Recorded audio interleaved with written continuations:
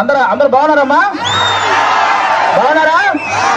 నేను వచ్చేటప్పుడే ఒక అతను ఎవరో ఈ వైసీపీ ప్రభుత్వానికి సంబంధించిన కల్తీ మద్యం తాగినట్టున్నాడు ఒక ఆయన. నా దగ్గరకు వచ్చి హైపరాదిని అడిగానని చెప్పమంటున్నాడు.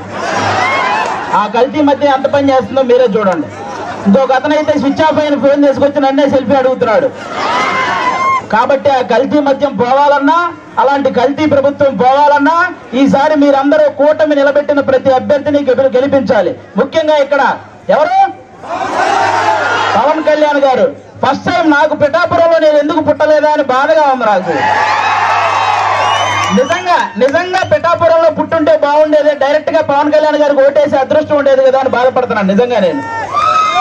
కాబట్టి ఇవన్నీ మీరు గమనించి ఈసారి పవన్ కళ్యాణ్ గారిని భారీ మెజారిటీతో గెలిపించాలి. దానికోసం ఇక్కడ కృషి చేస్తున్న మన వర్మ గారికి, అలాగే బీజేపీకి సంబంధించిన కృష్ణరాజు గారికి, ఇద్దరికి కూడా చాలా పెద్ద థ్యాంక్ యూ. అందరూ వాళ్ళిద్దరికి ఒకసారి గట్టిగా క్లాప్స్ కొట్టాలి మీరంతా. వాళ్ళిద్దరి సపోర్ట్ లేకపోతే ఇక్కడ ఇంత జరగదు. అలాగే ఈ వైసీపీ ప్రభుత్వం మిమ్మల్ని ఏం చెప్పి ఓటు అడుగుతుంది? మీ ఇంట్లో మంచి జరిగితే ఓటేయమంటున్నారు, అవునా? అసలు వాళ్ళ ఇంట్లో మంచి జరగలేదని ఇద్దరు చెల్లెలు రోడ్డు మీద తిరుగుతున్నారు, అవునా కాదు? మరి వాళ్ళ ఇంట్లోనే మంచి జరగనప్పుడు మీ ఇంట్లో మంచి ఎలా చేస్తారు? అది ఒకటి మీరు గమనించాలి, అవునా? ఇంకోటి ఏమంటున్నారు? మేము పొద్దున బటన్ నొక్కితే ఆడవాళ్ళ అకౌంట్ లో 10,000 రూపాయలు పడుతున్నాయి అంటారు, అవునా? మరి సాయంత్రం మూతిప్పితే మగవాళ్ళ అకౌంట్ లో నుంచి 30,000 పోతున్నాయి. మరి వాటి సంగతి ఏంటి? కాబట్టి పొద్దున బటన్ నొక్కుతున్నారు, సాయంత్రం పేక నొక్కుతున్నారు. ఈ రెండు మీరు గమనించి ఓటేయాలి. ఇంకోటి ఏమంటారు ఆయన? ఫ్యాన్ ఇంట్లో ఉండాలి, సైకిల్ బయట ఉండాలి, గ్లాసు సింక్ లో ఉండాలి అన్నారు, అవునా? కానీ ఫ్యాన్ ఎంతలో ఉండాలి? 4లోనో 5లోనో ఉండాలి, అవునా కాదా?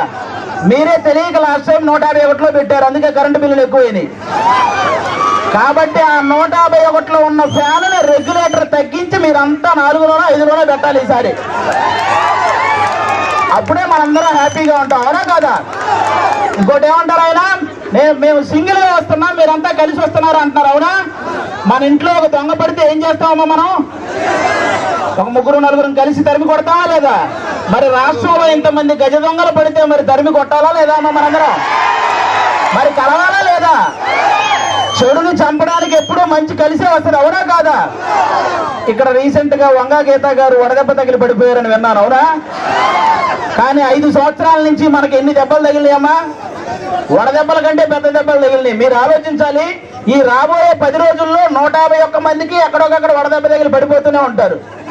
ఆ డ్రామాలు నమ్మకండి, ఎందుకంటే ఆ డ్రామాలకు మా శ్రీదేవి డ్రామా కంపెనీలో కూడా ఇన్ని డ్రామాలు చూడాలి. కాబట్టి ఇవన్నీ మీరు గమనించి ఈసారి గాజు గ్లాసు గుర్తు మీద ఓటేయాలి. వన్స్ బూత్ లోకి వెళ్ళిన తర్వాత 2 గాజు గ్లాసు మీద గుర్తితే ఫ్యాన్ ఎగిరిపోవాలి, అవునా? ఇది గుర్తు పెట్టుకుని అందరూ ఓటేయాలని కోరుకుంటున్నాం. జై జనసేన, జై టీడీపీ, జై బీజేపీ. అలా